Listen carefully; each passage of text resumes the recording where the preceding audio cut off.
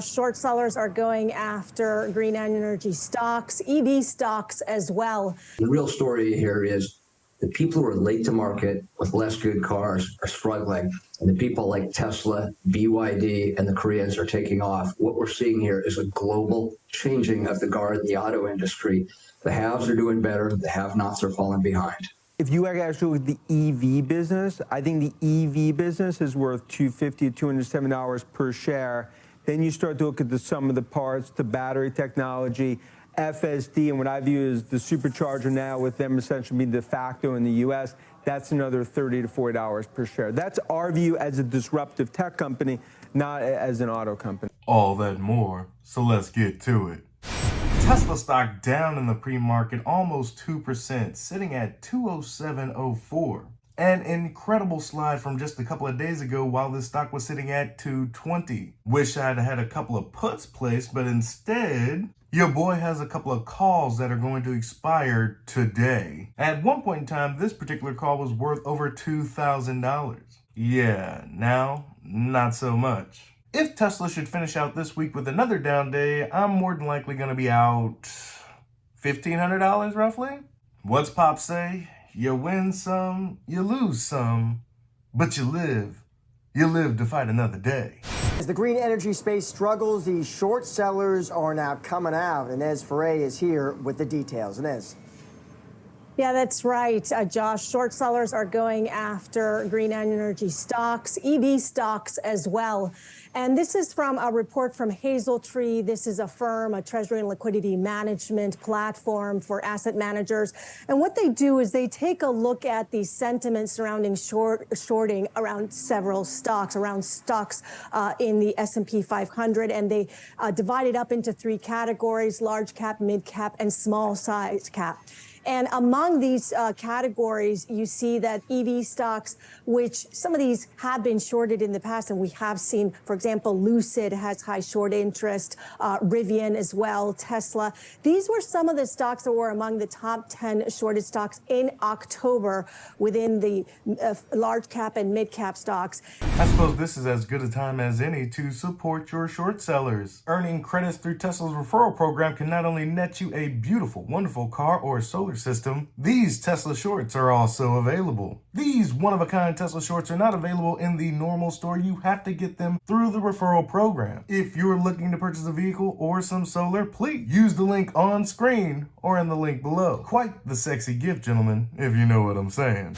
And the report assigns also a crowdedness score representing securities that have the highest percentage of funds that are shorting those. So one deviation, by the way, from this EV and renewable space is the oil giant ExxonMobil, which was the most crowded large cap stock in October with a score of 99. That replaces Tesla after 4 straight months at the top of the shorted security list. The EV market, some of these EV stocks in the last 3 months, you've seen those go down more than 30%. Some solar and wind energy stocks, those are down 50% in the last several months. And that is in part because of this high interest rate environment. Cost of capital is more expensive, as you guys were just talking in your previous segments. And so in this higher interest rate environment, demand concerns are surfacing here.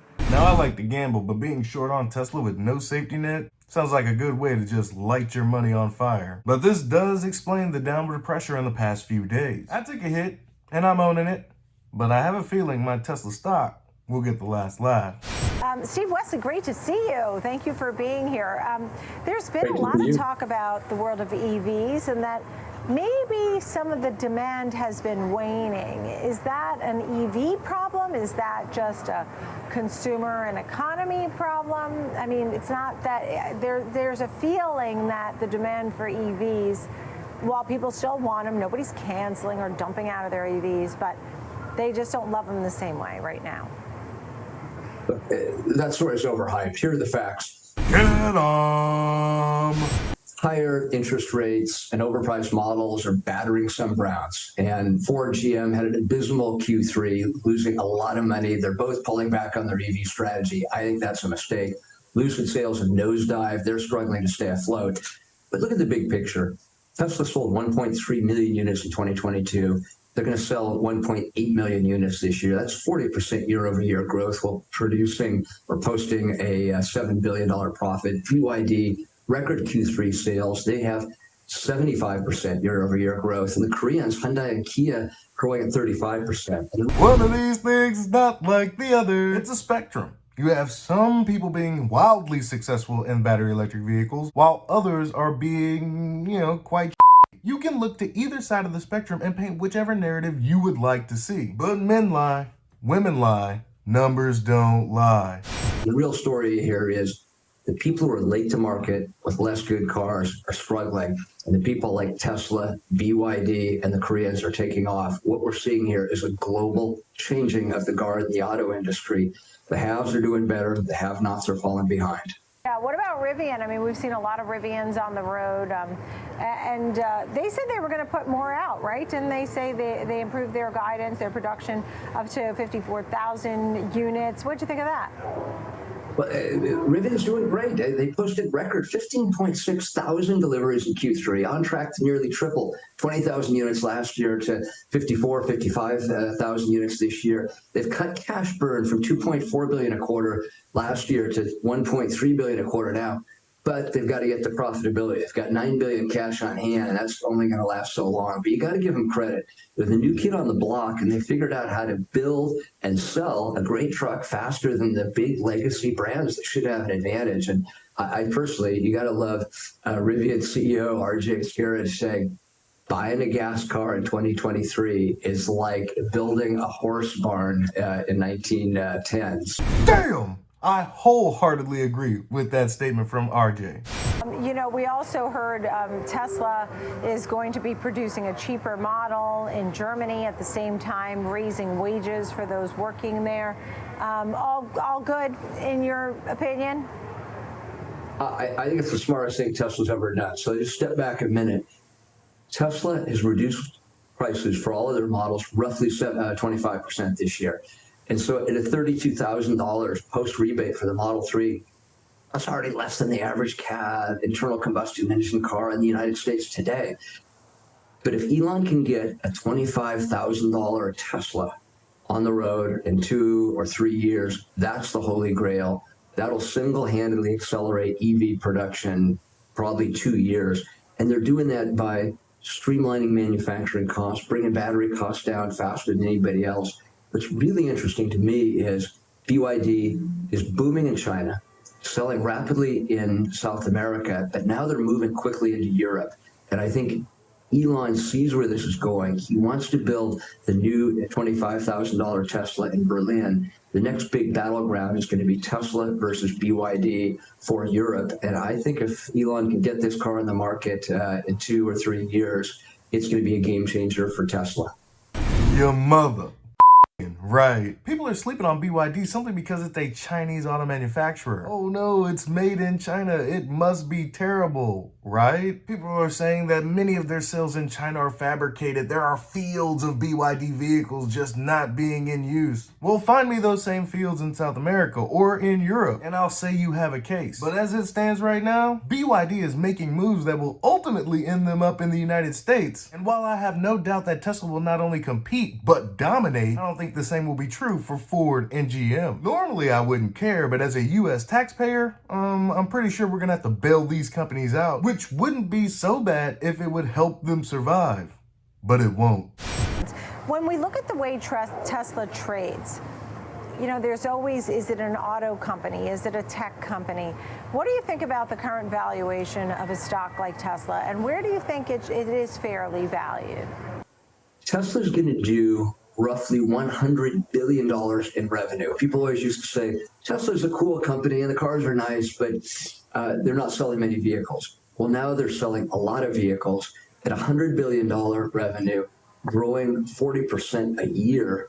I think having a 6x revenue multiple is probably fair, and I think there's a lot of upside for growth. What people forget is they're still profitable, and they still have an edge in both manufacturing, over-the-air software, and other things that other companies just can't duplicate. The big picture here is, can the Chinese, with their lower-cost battery and lower-cost manufacturing, compete with Tesla's edge which is the most advanced production facility in the world and the ability to sell over-the-air software faster than anyone. The other thing that's fascinating for me that most investors, I think, don't really factor in is the fastest growing part of Tesla is their energy division.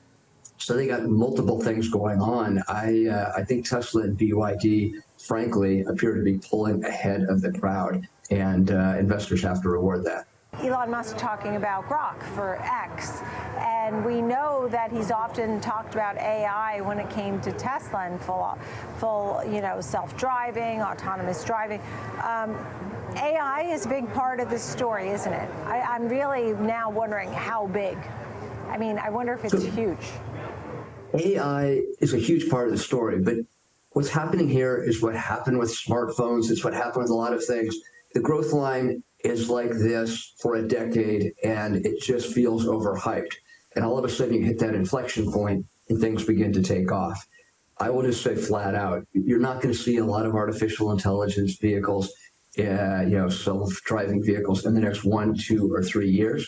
They're already on the roads in San Francisco. You can get in a car tonight without a human driver.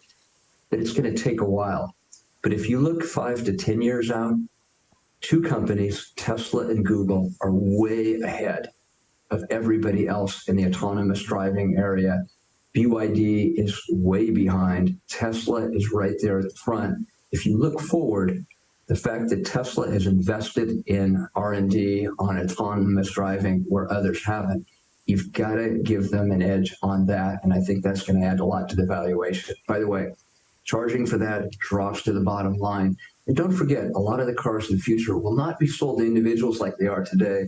They'll be sold to fleets of people who are doing autonomous ride-hailing, and that's the way of the future. The only question is, does it take 5 or 10 years? But right now, Tesla appears to be in front. Steve Wesley dropping dimes over here, looking like John Stockton. But I'll be Karl Malone and catch those alley-oops if you know what I'm talking about. Steve summed it up perfectly. I couldn't have done better myself. It'll take some time for the market to recognize Tesla's true value. Your best bet is to model out the company yourself. In January, I will be doing some tweaks to my model so I can establish a fair value estimate for Tesla by 2025. It's a fun little exercise. I encourage you to try it. Really, 4 out of 4 of our traders tonight are negative on Tesla, so we had to bring in a pinch hitter here to play the bull. Our next guest has a $310 price target on Tesla. That is nearly 50% upside from here. Let's bring in Wedbush's Dan Ives. Welcome back, Dan. Yeah, great to be here. My bear case is $364 per share. But since the stock market rarely gives fair value to anything, I doubt Tesla will see that $364 by the end of the year. Does that change my bear case? No, it doesn't. Fair value is fair value. Should it be kicked out of the Magnificent Seven? Does it go to 50? I mean, like, where do you start? I mean, I think 6 to 9 months from now, the stock has a 3 in front of it. I think it's back to above 300 as ultimately. I believe this is more of an air pocket that we're seeing from a growth perspective. I think margins start to trough out, and going into next year, I think numbers conservative. And the sum of the parts, as Dan talked about, I think when you look at battery technology, FSD autonomous, I could argue it's probably one of the best AI plays out there. To me, this is more of a table pounder opportunity rather than time to hide in the cave. I'm with you there, Dan. I've been pounding the table for a little over 6 months now. Can it grow? Can it gain market share? Can it achieve scale if China is weak? If there are issues in China? I mean, if Li Auto is really, I mean, it had a very good quarter. It reached 100,000 units. That's the point when Tesla started making it work, 100,000 units. And it's at that critical mark now. So maybe it's poised to sort of, really win the market there. Yeah, look, you raised great points. Moses, obviously raised great points. I mean, I just got back from Asia. I was there for 2 weeks. I mean, in my opinion, the China story, the cuts they've done, that's the strategic poker move they needed to do. No doubt, demand softened, but I do believe we're starting to see some equilibrium where I look out into next year, you look at 2.3, 2.4 million units, 40, 50% of that needs to come from China. So to your point, no doubt, China is the hearts and lungs of the Tesla growth story. But it goes back to, look, the bears have hated this. If you go back 5 years ago, 3 years ago, and I get it, they view it as an auto company, as Danny talks about. I view it, and have always viewed it as a disruptive technology company, which is why I view the sell-off here and a lot of the hate as more the opportunity to own it. rather than the time that there's some sort of, fire in a crowd theater. No hate here, all love. But you know what? I think Elon Musk doesn't love the fact that interest rates have been going higher. He made a point of talking about it at length a couple of weeks ago. How important is the bond market to the Tesla bull story? I mean, look, Musk called it out. And then again, it goes back to, that was a disaster conference call. We talked about that, just the way that was handled. Of course, it's very important because the price cuts, essentially nothing even happens to that relative to the consumer. And I think, as Nathan's talked about, ultimately, you need to see that come down. You need to see the China story stabilize.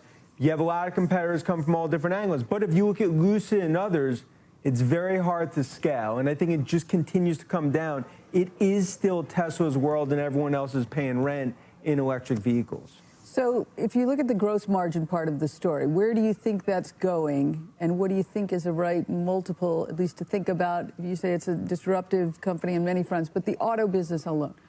How do you think about that? So I think from a gross margin perspective, I think it troughs out over the next quarter or two. I do believe 95% of the price cuts are in the rearview mirror. And I look from an auto, if you actually look at the EV business, I think the EV business is worth $250 to $270 per share.